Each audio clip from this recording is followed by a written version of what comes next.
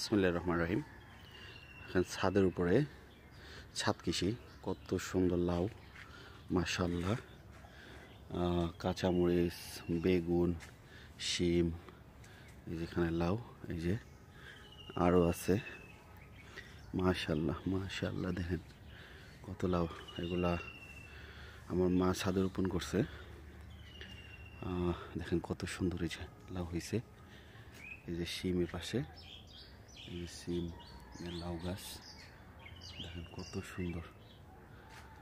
আসলে চেষ্টা থাকলে অনেক কিছুই সম্ভব। এই যেগুলো সব যে লাউ, এই যে লাউ গাছ ছাদের উপরে ড্রামের মতো তৈরি করে সেখানে রোপণ করা হয়েছে, সবগুলো ড্রামের মধ্যে। মাশাআল্লাহ, দেখেন দেখেন